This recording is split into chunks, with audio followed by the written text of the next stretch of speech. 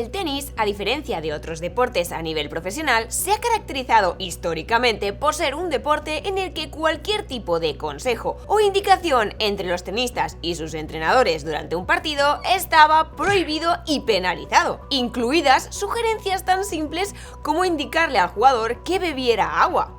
Pero siempre hubo jugadores que no tuvieron mucho reparo en saltarse esa regla. Este jugador de aquí es uno de ellos, pero también estos. Como podéis ver, era algo bastante común, pero que pocas veces era sancionado. Pero en 2022 todo cambió cuando el circuito entero del tenis, incluidos los 4 Grand Slams, permitieron el asesoramiento, o también conocido como coaching, durante los partidos. Este cambio en las reglas, que teóricamente quería cerrar un vacío, ha planteado otros problemas, entre ellos uno ético, al quitar esa barrera entre jugador y entrenador durante un partido, desafiando la tradición y la esencia del tenis como un deporte individual, donde es el jugador quien compite por sí solo sin ayuda externa.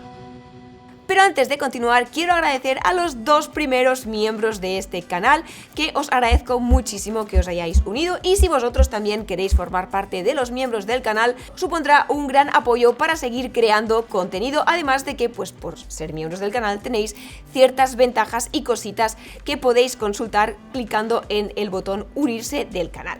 Y con esto dicho, para que podamos entender un poquito mejor por qué este cambio en las reglas es tan revolucionario o ha generado tantísimo ruido para la comunidad del tenis, hay que saber que la tradición es y ha sido un factor muy pero que muy importante para este deporte, y que cualquier cambio que se haya aplicado o que se quiera aplicar siempre se mira con muchísimos ojos, y en muchos casos cuando se aplica pues no es del todo bien recibido. Por ejemplo, en 2006, cuando quisieron introducir la tecnología del ojo de halcón, este sistema que, entre otras cosas, permite ver en tiempo real si una bola fue in o fue out, a muchos no les convencía, a pesar de que ha resultado ser bastante efectivo, evitando muchísimas discusiones, así como también ha permitido mejorar el ritmo de juego. Tampoco se vio con muy buenos ojos los cambios en la jugabilidad de los partidos y torneos con formatos a través de la puntuación más cortos para mejorar la experiencia tanto del jugador como del espectador. Y bueno, han habido más, pero yendo a donde nos interesa en el vídeo de hoy, que es el tema del coaching, ¿no? De ese asesoramiento que el entrenador hace a su jugador en mitad de un partido. Desde siempre el tenis se ha concebido como un deporte en el que el resultado de un partido debe derivarse únicamente de los esfuerzos físicos y mentales del propio jugador en la pista, ¿vale? Haciendo que los que tienen pues mejores habilidades o una mente más fuerte pues acaben destacando en situaciones difíciles, porque saben salir por sí solos de esas situaciones pues buscando soluciones y superándose a sí mismos. O al menos teóricamente es así como debía de funcionar. Pero la realidad que se estaba viendo era que muchos acababan recibiendo coaching por parte de sus entrenadores de forma repetitiva durante los partidos. De hecho, varios entrenadores dijeron públicamente que sí, que se comunicaban con sus jugadores. De hecho, Tony Nadal, si no recuerdo mal, dijo que hablaba con Rafa. Y la razón por la que podían hacerlo es porque hacer cumplir esa regla era muy complicado, principalmente por 2 razones. Uno, por logística, y porque escuchar lo que dicen entre ellos en voz baja en inglés o incluso peor en otro idioma que pues el árbitro de ese momento no domine, ya sea griego, danés, mientras el jugador está pasando por donde está el entrenador al otro lado de la pista, es muy difícil. Y no me quiero imaginar ya diferenciar entre un asesoramiento o un consejo o unas palabras de ánimo, que por cierto sí que está permitido. Imaginaros vosotros siendo árbitros, ¿vale? Y que escucháis estas 2 cosas. Ударьте глубже. Так держать. ¿A cuál de los 2 pondríais vosotros el warning por violar el código de recibir asesoramiento? Es muy difícil. Estas palabras indescifrables por idioma entre entrenador y jugador, como muchos sabréis, llegaron a generar muchísima polémica durante los partidos de Tsitsipas. A tal punto que en la semifinal del Abierto de Australia del 2022, en un partido entre Tsitsipas y Medvedev, Daniil acabó explotando contra el árbitro, gritándole para decirle que Tsitsipas estaba recibiendo coaching de su padre después de prácticamente cada punto.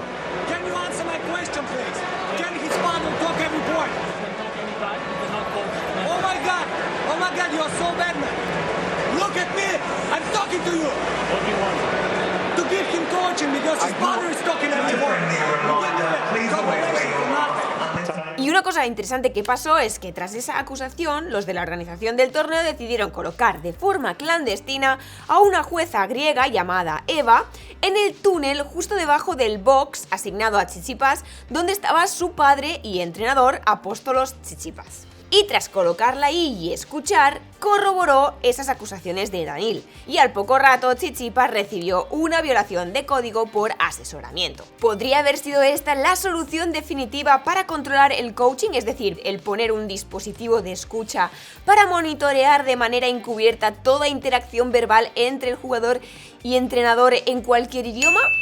Pues la verdad es que hubiese podido ser, pero hay una dificultad añadida, que es que no solo existe el coaching verbal, también está el coaching no verbal, que en muchos casos es aún más difícil de identificar porque se usan una serie de señas o códigos que tienen un significado o una instrucción entendible solamente entre el jugador y el entrenador, pero que para los que lo están viendo pues pasa bastante desapercibido. De hecho, Nick Bollettieri, el famoso entrenador del que ya hemos hablado en este canal más de una vez, comentó justo esto, que él usaba con sus alumnos una serie de gestos con significado durante el partido. Por ejemplo, se quitaba las gafas de sol, significaba que el jugador tenía que golpear más hacia la derecha del oponente. Y si por ejemplo tosía, significaba que tenía que jugar de forma más defensiva. De forma que, bueno, como acababa siendo muy difícil de detectar, pero se sabía que se hacía bastante, pues de alguna forma hacían la vista gorda en algunos casos que fueran más discretos o que no fueran muy frecuentes, pero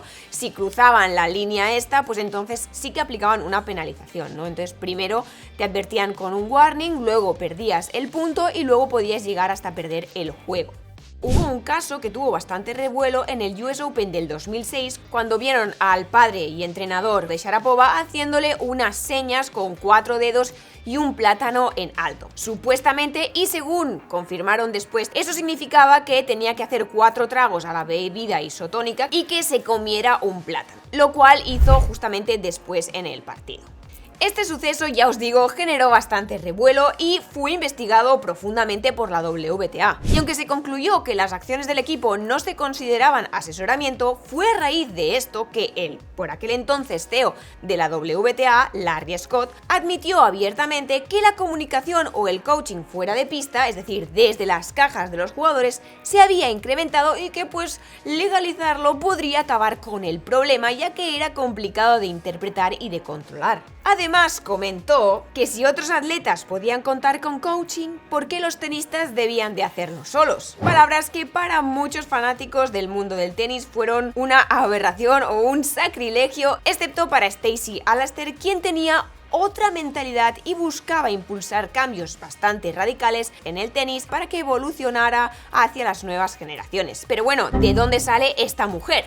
Stacey Allaster es una mujer canadiense quien en 2006 fue designada nueva presidenta y directora ejecutiva de la WTA, relevando a Larry Scott. Y antes de que sucediera el incidente con Sharapova, participó en una reunión con ESPN para discutir cómo mejorar la imagen, la presentación y la presencia en el mercado del circuito femenino profesional, el cual, según ella, consideraba que era poco atractivo y que estaba bastante en apuros porque veía que estaba estancado y no tenía crecimiento. Así es como tras esa reunión y analizando la situación concluyeron que, pues si ya se estaba haciendo, ¿por qué no permitirlo y hacerlo parte del espectáculo del tenis? Esto desembocó a que para 2008, y con la idea de hacer el circuito femenino pues más atractivo para los espectadores y los aficionados, la WTA fue pionera en poner a prueba el coaching, es decir, el asesoramiento, permitiendo que los entrenadores, con un micrófono por el que comunicarse y por el que el público escucharía, pudieran bajar y entrar en la pista para dar consejos a sus jugadoras una vez por set durante los cambios y también durante los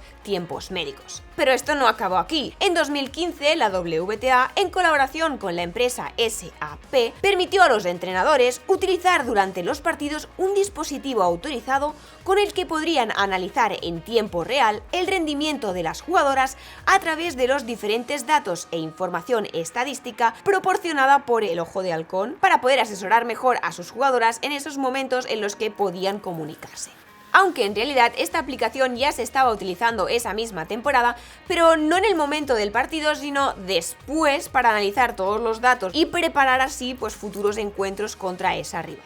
Estos cambios a la vez también ayudaron a dar más visibilidad a la figura del entrenador como alguien importante durante los partidos, enfatizando un poquito más ese concepto de equipo versus a algo tan individual y solo como tradicionalmente siempre ha sido el tenis. Aunque pues estas dinámicas también trajeron su polémica y su rechazo cuando se dieron casos en los que la forma en la que el entrenador se dirigía a la tenista pues no se consideró la más apropiada, viéndose igual algo más agresiva e incómoda. Finalmente, en 2020 y 16 meses después del suceso que muchos recordarán entre Serena Williams y el juez Carlos Ramos en la final contra Naomi Osaka del US Open del 2008, donde Serena se enfadó muchísimo al recibir un warning, acusada de haber recibido coaching de su, por aquel entonces, entrenador Patrick Mouratoglou a través de señas en las que pues ella en ese momento pues lo negó, pero que Patrick luego reconoció pues públicamente que sí había hecho coaching, ¿no? Entonces, esto fue lo que propulsó que la WTA completara el círculo del asesoramiento y permitieran también hacer coaching desde las gradas en el circuito femenino, que no en los Grand Slams. Por otro lado, en el masculino se empezó a ver también la integración del coaching libre, así como algunos cambios en la estructura del juego en torneos como la Copa Davis y la Laver Cup, cuyo éxito financiero y de audiencias hizo pensar a algunos directivos que el asesoramiento durante los partidos, entre otras cosas,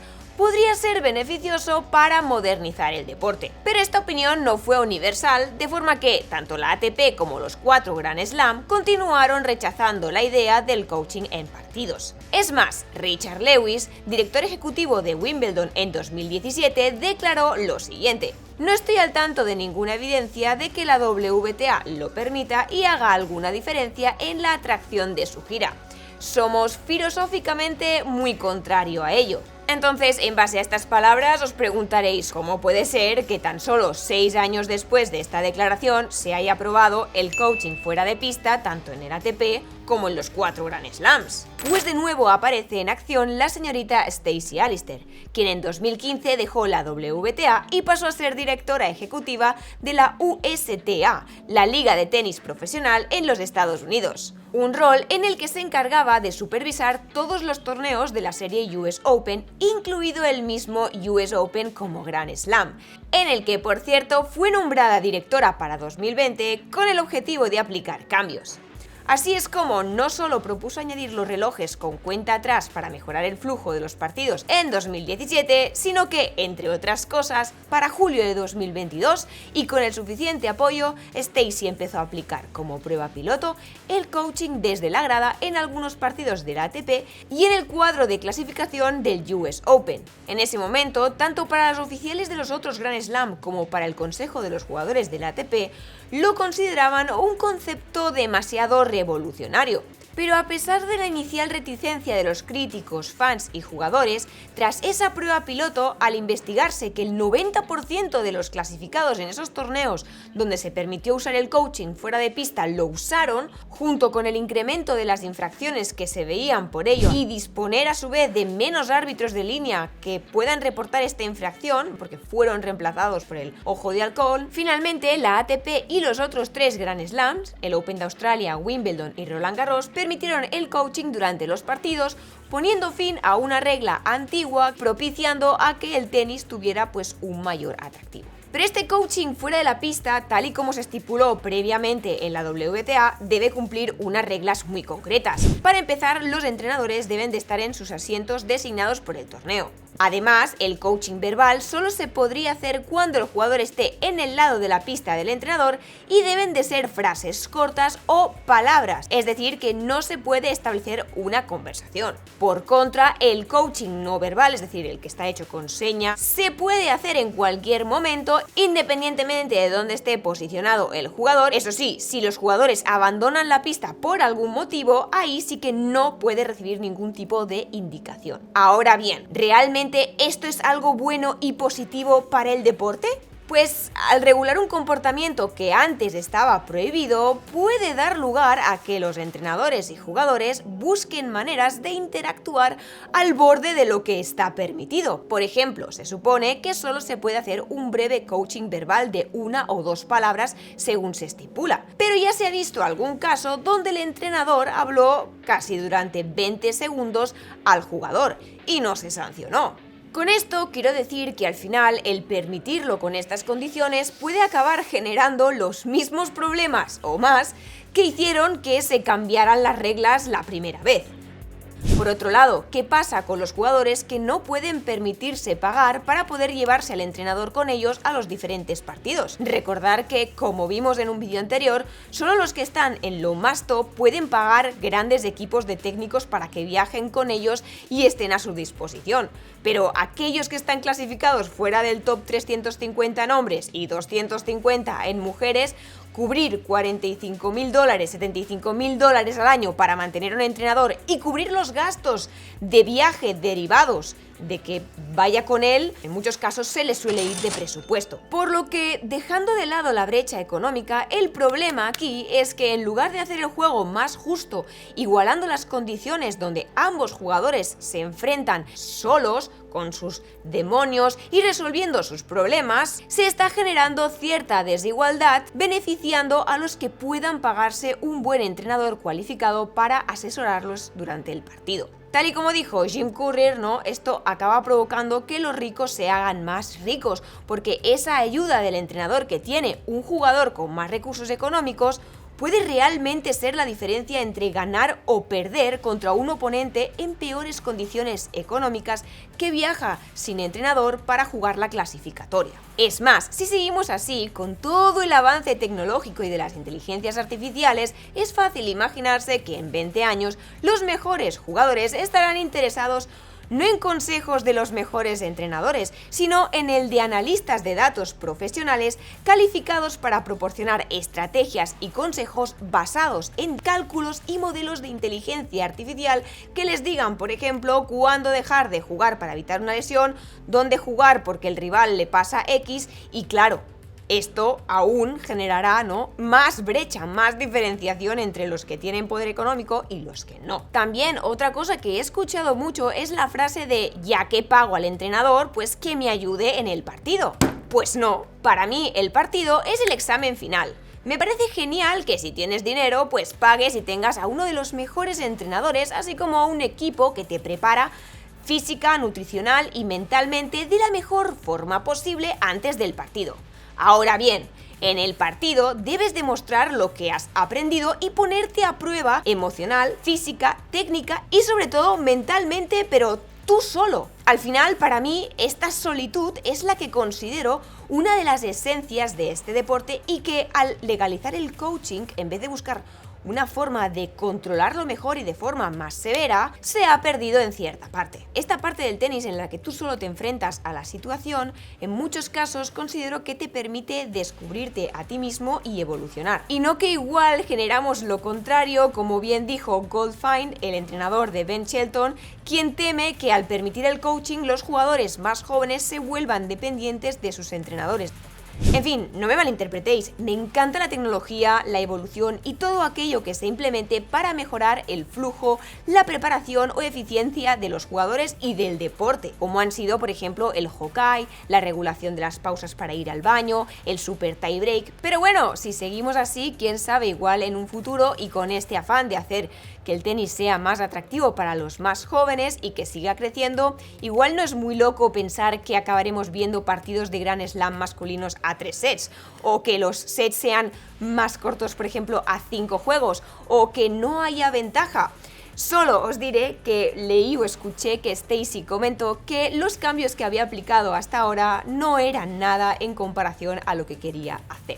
En fin, no sé cómo vosotros veis este tema, podéis dejarlo en los comentarios y si os ha gustado podéis dejar una manito hacia arriba, suscribiros al canal, activar la campanita para que cuando suba un vídeo podáis verlo.